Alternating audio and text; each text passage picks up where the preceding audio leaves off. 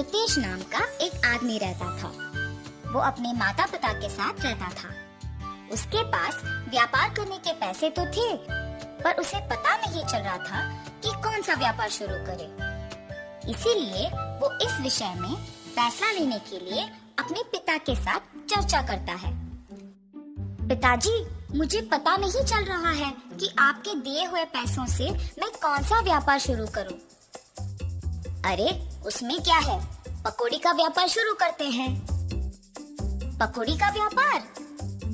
हाँ बेटा, हमारे गांव में जलेबियों का, समोसे का, अचार का, पापड़ का ऐसे बहुत व्यापार है।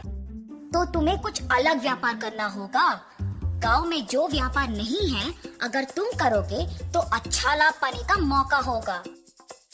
सिर्फ सादा पकौड़ी कौन खरीदेगा पिताजी? इसीलिए हम सिर्फ सादा पकौड़ी नहीं बनाएंगे। तो फिर हम सादा पकौड़ी में साथ साथ चिकन पकौड़ी, फिश पकौड़ी, मिर्ची पकौड़ी, आलू पकौड़ी, प्याज के पकौड़ी, अंडे के पकौड़ी जैसे अलग अलग तरह के पकौड़ी बनाएंगे। ऐसे हमारा व्यापार को बहुत लाभ मिलेगा। रितेश को अपने पिताजी के बात सच लगे, परंतु मुझे इतने प्रकार के पकौड़ी बनाना नहीं आता है ना पिताजी। मुझे भी तो बनाना नहीं आता।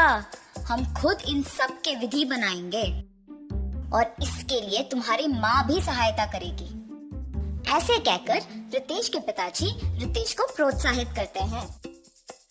फैसले के अनुसार पकौड़ी को बनाने के सामग्री रितेश खरीद के रसोई घर में इकट्ठा कर रहा होता है कि उसके पिताजी पके हुए अंडों को 2 हिस्सों में काट रहे होते हैं और रितेश की माँ पकौड़ी के लिए बेसन का मिश्रण तैयार कर रही होती है। बनाए हुए मिश्रण को 6 अलग अलग बर्तन में बराबरी से रितेश की माँ डालती है। रितेश के पिताजी पहले बर्तन में कटे हुए अंडे, दूसरे बर्तन में कटे हुए प्याज, तीसरे बर्तन में कटे हुए मिर्ची, चौथे बर्तन में कटे हुए आलू, 5वें बर्तन में कटे हुए केले और छठी बर्तन में कटे हुए चिकन के पीसेस डालते हैं और फिर एक एक करके उन सारे अलग तरह के पकौड़ी को तेल में तलते हैं। रितेश जब पकौड़ी का स्वाद देखता है तो उसको बहुत स्वादिष्ट लगता है। फिर वो अपने पिताजी के बातों को सच मानकर पकौड़ी के व्यापार को दृढ़ निश्चय से शुरू करता है। ऐसे शुरू हुआ था रितेश की जीत की कहानी। 15 साल बाद वही पकौड़ी का व्यापार रितेश को सिर्फ अमीर ही नहीं बल्कि बहुत घमंड और कठोर बना देता है। दूसरी ओर रितेश के पिताजी को बहुत दिनों से ठीक से दिखाई नहीं दे रहा था और सुनाई भी नहीं दे रहा था। इसीलिए वो रितेश को चिकित्सा करवाने के लिए पूछने की प्रयत्न करते हैं, पर रितेश कभी उनको समय ही नहीं देता था। इसीलिए रितेश के पिताजी खुद अस्पताल जाने का निश्चय करते हैं, पर उनके पास पैसे ना होने के कारण रितेश की दुकान को निकल पड़ते हैं। अरे रितेश बेटा, कुछ दिनों से न कुछ ठीक से दिखाई दे रहा है, न कुछ सुनाई दे रहा है।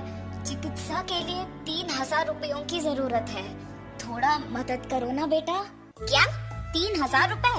उतने पैसे तो मेरे पास नहीं है। पर बेटा, कल ही तो तुमने बहू को बताया था कि हर रोज तुम्हें 30,000 मिलते हैं। आप पहले यहाँ से चलिए, कह रहा हूँ ना पैसे नहीं है। और घर चले जाते हैं। घर पहुँचने के बाद चिकित्सा के पैसे मांगने रितेश के पास गया था, पर उसने ये कहकर भेज दिया कि उसके पास पैसे नहीं है।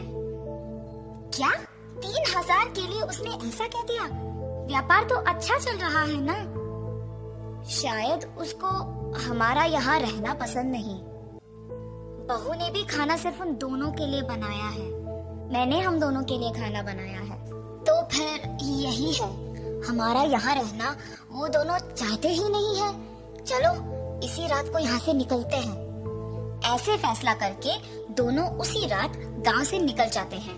माता पिता के लापता होने पर भी रितेश को चिंता नहीं हुई। अगर किसी ने पूछा तो कहता था कि तीर्थ यात्रा पे गए हैं। रितेश को पकौड़ी के व्यापार में लाभ ही लाभ आ रहा था। वो उसके दुकान में 10 और सहायक को काम पे लगा के उनको सारे पकौड़ी के विधि सिखा के काम करवाता था। इसके अनुसार उसने पकौड़ी के दाम भी बढ़ा दिया था। मिर्ची पकौड़े 5 रुपए के 10 पीस, प्याज के पकौड़े 8 रुपए के 10 पीस, आलू के पकौड़े 10 रुपए के 10 पीस, अंडे के पकौड़े 15 रुपए के 10 पीस, चिकन के पकौड़े 20 रुपए के 10 पीस और मछली के पकौड़े 25 रुपए के 10 पीस। पकौड़ी का स्वादिष्ट होने पर लोग भी बहुत आते थे, जिसकी वजह से रितेश का दुकान हमेशा भीड़ से भरा और व्यस्त रहता था और दुकान का लाभ भी दुगना हो गया था। रितेश ऐसे ही उसकी संपत्ति बढ़ाने में दिन भर व्यस्त रहता था और उसकी पत्नी भी अपनी समय अपनी सहेलियों के साथ बिताने में और पैसे खर्च करने में व्यस्त रहती थी और उनके बच्चों के साथ भी ज्यादा वक्त नहीं बिताती थी। बच्चों के देखभाल के लिए एक ताई को रख के वो चली जाती थी। रितेश व्यापार और संपत्ति के मोह में पड़कर दोस्तों के साथ वक्त गुजारता था और उसकी पत्नी उसके सहेलियों के साथ वक्त गुजारती थी। इस वजह से उनके बच्चे बहुत लापरवाही से पले बड़े। रितेश अपने बच्चों को अनुशासन से नहीं बड़ा कर पाया और अपने बीवी को उसके शौक से दूर नहीं रख पाया। अब रितेश के साथ प्यार से 2 बातें करने के लिए भी कोई नहीं था। उस समय में उसको उसके माता पिता की बहुत याद आती है। मैं कितना मूर्ख हूँ, प्यार से देखभाल करने वाली माँ और जिस व्यापार को इतने जिम्मेदारी से देखभाल कर रहा हूँ, उसका मार्गदर्शन करने वाले पिताजी को मैंने अनादर किया है। न जाने वो कहाँ हैं, क्या कर रहे होंगे। मैं तुरंत उनको ढूंढ के घर वापस लेके आता हूँ। रितेश अपने माता पिता को ढूंढने अपने कार में निकल जाता है।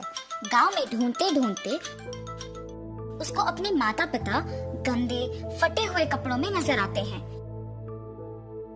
ये देख रितेश भाग के उनके पास जाता है और कहता है, आप ऐसे कैसे? ये सब मेरा ही गलती है पिताजी, मुझे माफ कीजिए और कृपया मेरे साथ घर चलिए माँ। रितेश को अपने गलती का एहसास होता है और वो अपने माता पिता के साथ घर वापस आता है। अपनी पत्नी को बोलता है कि आज से जो भी होगा माँ के अनुसार होगा और व्यापार का सारा संपत्ति अपने पिताजी के हाथ कर देता है। रितेश सिर्फ सहायकों का और पकौड़ी के विधि का देखभाल करता है और उसकी पत्नी बच्चों का देखभाल और पढ़ाई का ध्यान रखती है। सुख संपत्ति और परिवार का प्यार पाके सब सदा खुश रहते हैं।